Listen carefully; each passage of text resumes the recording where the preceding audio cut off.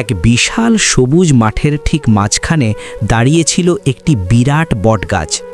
তার বয়স কেউ জানত না, তবে তার শাখা প্রশাখা ছিল যেন শত শত হাতের মতো, আকাশকে ছুঁয়ে দেখার চেষ্টায় সদা ব্যস্ত।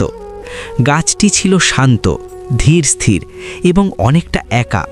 তার নীরবতাই ছিল তার সঙ্গী।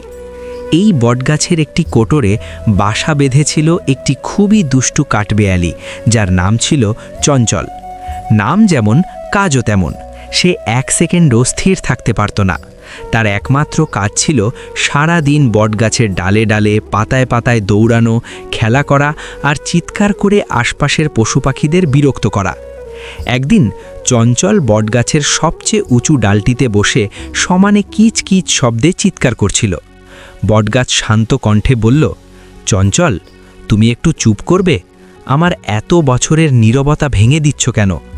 চঞ্চল লাফিয়ে অন্য ডালে গিয়ে দাঁত কেলিয়ে বলল, চুপ কেন করব?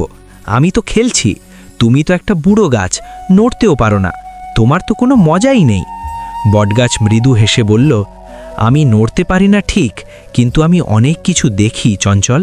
আমি দেখেছি বসন্তের প্রথম ফুল ফোটা, দেখেছি গ্রীষ্মের তীব্র রোদ, দেখেছি শরতের মেঘের ভেলা আর শীতের কুয়াশার চাদর। চঞ্চল থামল।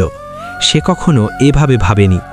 বটগাছটি আবার বলল, আমি নীরব থাকি কারণ আমি পৃথিবীকে অনুভব করি। তুমিও যদি একটু শান্ত হও তবে শুনতে পাবে পাতার কিসফিসানি, মাটির ভেতরের জীবন আর আকাশের গান।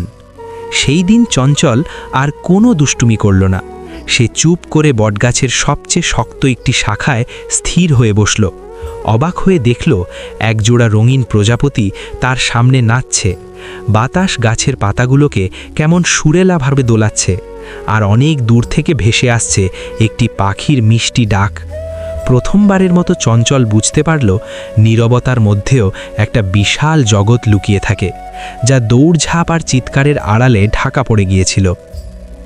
সেই দিন থেকে চঞ্চল তার দুষ্টুমি পুরোপুরি ছাড়ল বটে, তবে সে বটগাছের পাশে চুপ করে বসাটাও শিখে গেল। আর বটগাছও তার একাকিত্বে নতুন একটি বন্ধু পেল, যে দুষ্টু হলেও এখন নীরবতার মর্ম বোঝে।